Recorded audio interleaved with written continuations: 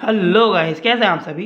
So guys, आप सभी देख रहे होंगे ये क्लास 10th का चैप्टर 3.4 का क्वेश्चन नंबर सेकंड का फोर्थ पार्ट है।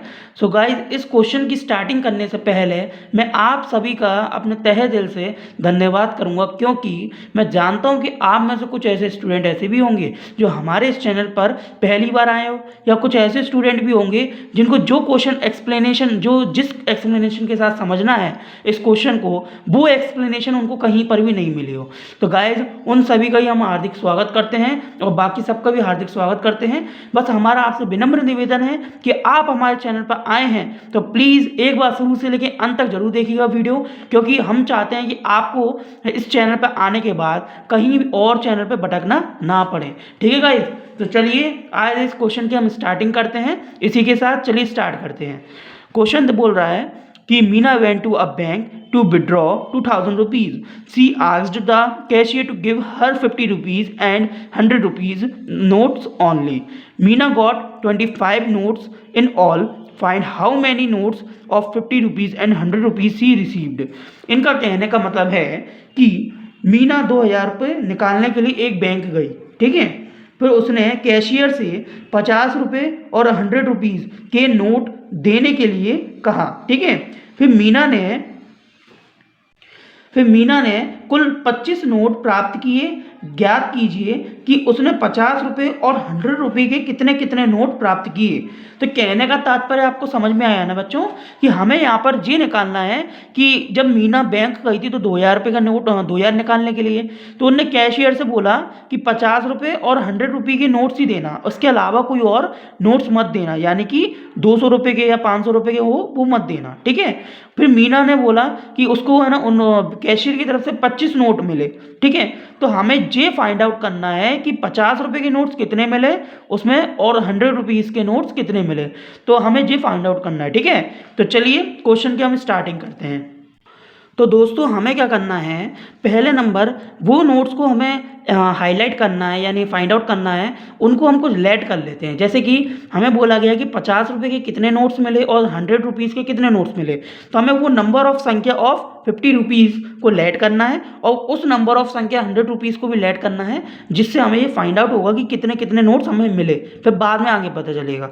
तो गाइज आप लिख लीजिए लेट मीना गेट्स, थोड़ी लैंग्वेज अपन लिखेंगे, Meena gets x notes of 50 rupees, ठीक है। एंड उसके बाद Meena gets by notes of 100 rupees, ठीक है। कहाँ से मिले उसे, बैंक की तरफ से।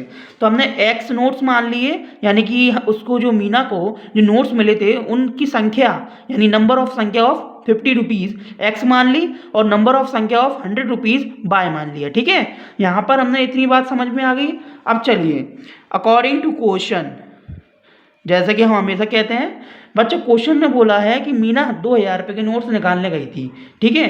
तो हमें फाइंड आउट क्या करने को कहा गया था कि कितनी संख्या का 50 रुपये के नोट निकाले और कितनी संख्या में 100 रुपीज़ के नोट्स थे। तो हम पहले नंबर इन दोनों का सम 25 के बराबर होगा, क्योंकि यहाँ पे उस मीना को 25 नोट्स मिले, ठीक है, जिसमें नंबर ऑफ संख्या एक्स और नंबर ऑफ संख्या बाय थी, ठीक है। इन दोनों का सम ही तो 25 है, ठीक है ना। यहाँ तो रुपए की बात नहीं है, यहाँ तो केवल संख्या की बात है। तो एक इक्वेशन नंबर जी हो गई। मेरी बात आपको क्लियर हुई ना। दूसरी बात हम समझते हैं। दूसरी बात में बोला गया है कि जो मीना है उसने है ना बोला कि हमें 50 रुपये के नोट्स चाहिए और 100 रुपये के नोट्स चाहिए, ठीक है ना। यहाँ संख्या की बात नहीं कर रहा मैं, रुपये की बात कर रहा हूँ। अब तो रुपये में संख्या भी तो ऐड होगी। संख्या मतलब जब वो 50 रुपये के नोट्स लेगी तो कितने नोट्स चाहिए, वो भी संख्या भी तो ऐड करनी पड़ेगी। तो यानी कि अगर हम इसमें 50 रुपये का यानी 50x और यहाँ पर हम कर दें 100 बाय, तो टोटल कितने के बराबर हो जाएगा, 2000 के हो जाएगा, नहीं हो जाएगा। क्योंकि जब यहाँ पर रुपये की बात हो रही है तो इन्होंने 50 रुपये के नोट लिए हैं और 100 रुपये के नोट लिए हैं। तो जब ये 50 रुपये के नोट और 100 रुपये के नोट की क्वांटिटी सम हो जाए 25 नोट्स के बराबर, तो उसकी रुपये की क्वांटिटी कितनी हो जाएगी, 2000 क्योंकि यहाँ पर जब 50 रुपये के नोट्स और जो 100 रुपये के नोट्स की जो संख्या थी वो हमने एक्स और वाई मान ली, तो इन दोनों का सम 25 है कि वो तो नोट की पूछ रहे थे संख्या, है ना।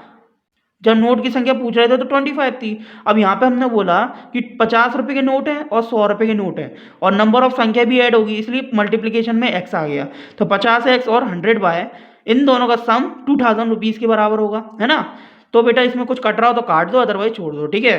तो हम देख पा रहे हैं कि दोनों साइड अगर हम 50 का डिवाइड मार दें, बोथ साइड डिवाइडेड बाय 50, तो कितना आ जाएगा, 50 से 50 कैंसिल हो जाएगा कि यहाँ अगर 50 का डिवाइड मारा, यहाँ भी 50 का डिवाइड मारा तो ये 2 बार आएगा, और यहाँ 50 का डिवाइड मारा बच्चों तो ये आ जाएगा अपना ये 4 बार, यानी कि ये 0 हो गया, है ना। यानी कि x प्लस के 2 इज इक्वल्स टू में कितने हो जाएंगे 40। तो इक्वेशन नंबर क्या हो गई, सेकंड, ठीक है, क्योंकि यहाँ पे एक 0 से एक 0 कैंसिल ही हो जाएगा और बचा 5, 5 4 जा 20 और एक 0 एज इट इज, है ना। तो मेरे को समझ में आ रहा है कि आपको ये दोनों इक्वेशन समझ में आ गई हो कैसे प्रिपेयर करी। तो ये लीनियर इक्वेशन तो अपन ने बना ली, अब इसे सॉल्व करना है कौन से मेथड से, बाय एलिमिनेशन मेथड से, क्योंकि अपन क्वेश्चन नंबर सेकंड सॉल्व कर रहे हैं। तो बच्चों लिख दीजिए बाय एलिमिनेशन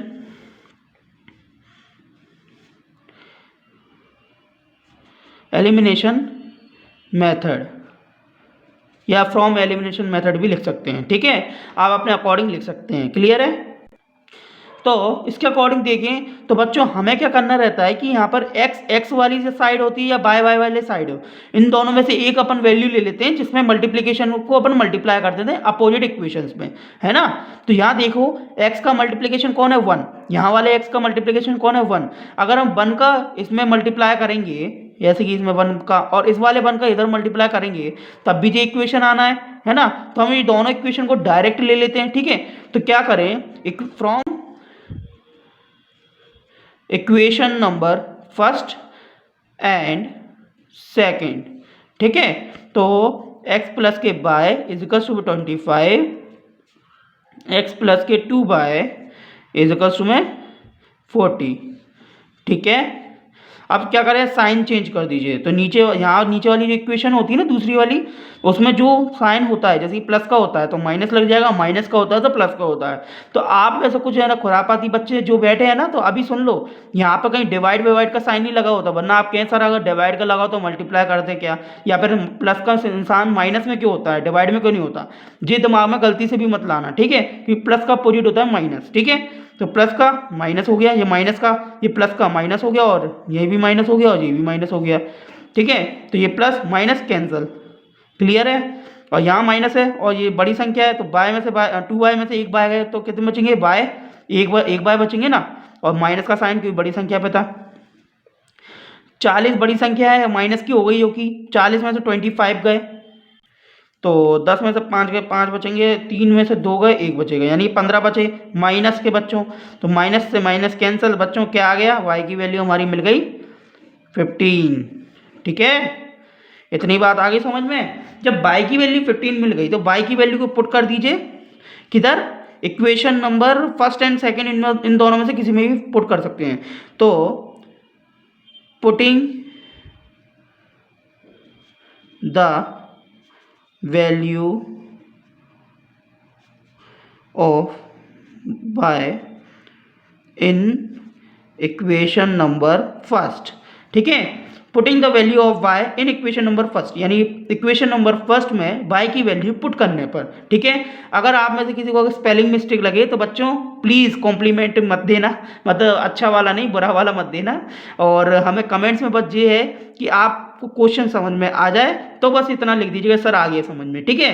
और अगर आपको यहाँ पे कुछ मिस्टेक लग रही तो इसको रीसॉल्व कर लीजिएगा, ठीक है, मॉडिफाई कर लीजिएगा, क्योंकि ये तो आप अपने अकॉर्डिंग भी लिख सकते हैं। इन सब चीज़ों को ध्यान दीजिए, क्लियर है। चलिए, putting the value of y in equation number first. और याद रखना मैं केवल मजाक के तौर पे सब बात बताता हूँ, आप ये नहीं कि आप सीरियस ले लें, क्योंकि इंटरेस्ट के साथ अगर पढ़ाई की जाए तो पढ़ाई में भी मज़ा आ जाता है। y की वैल्यू पुट करी अपन ने इक्वेशन नंबर फर्स्ट में, x प्लस के y इक्वल में 25 है, तो x प्लस के y इक्वल में 25, ठीक है। x प्लस के 15 इक्वल में 25, ठीक है। यहाँ पर x इजिकल्स में क्या हो जाएगा 15, यहाँ चले जाएंगे 25 में से 15 गए, कितने बचेंगे बच्चों, यहाँ साइड में ले लेते हैं, कोई इशू नहीं है। तो ये बचेंगे बच्चों अपने 25 में से 15 गए तो कितने बचने चाहिए, ये हो गए 5 में से 5 जीरो गए, 2 में से 1 ये बचा, ठीक है। तो 10 बचे, तो x की वैल्यू 10 बची और y की वैल्यू 15 बची। अब बच्चों अब हमें यहाँ पर जी कैसे पता चलेगा कि x और y की वैल्यू है वो सही है, तो इसकी जांच पड़ताल भी तो करनी पड़ती है ना। तो एक काम कर लेते हैं, यहाँ पे हम चेक करके देख लेते हैं, है ना। फॉर एग्जाम्पल हम चेक करके देख लेते हैं, ठीक है। ये है ना आपका अदर भाग है, लेकिन ये समझ लीजिए कई बार पूछ लिया जाता है बोर्ड में भी। चलिए, जैसे x की वैल्यू y की वैल्यू, सिंपल सी चेक करना हो ना कि हमारी इक्वेशन की वैल्यू निकली सही भी है कि नहीं। तो कुछ नहीं कीजिए, इन दोनों वैल्यू को कोई अपनी जो दो इक्वेशन है ना, उन दो लीनियर इक्वेशन जो दो है आपकी, उनमें से किसी एक में रख के देख लीजिए। जैसे कि मैंने दूसरी वाली में रखता हूँ, x प्लस की 2y इक्वल्स में क्या है 40, x की वैल्यू क्या है बेटा 10, 2 मल्टीप्लाई में y की वैल्यू कितना है बेटा 15 इक्वल में 40, 10 प्लस के 2 को इंटू 15 में कर दिए कितना आ जाएगा 30, और ये हो गया 40। 10 और 30 कितने हो जाएंगे बेटा 40 इक्वल में 40। तो ये क्या हो गया हमारी इक्वल आ गई वैल्यू। इसका मतलब क्या है, LHS अगर इक्वल में RHS हो जाता है तो इसका मतलब ये होता है गाइस कि ये जो वैल्यू हमने ये निकाली है एकदम करेक्ट है, ठीक है। तो यानी अगर हम यहाँ पे बोले लास्ट में अगर बोले तो आप लिख सकते हैं थर्स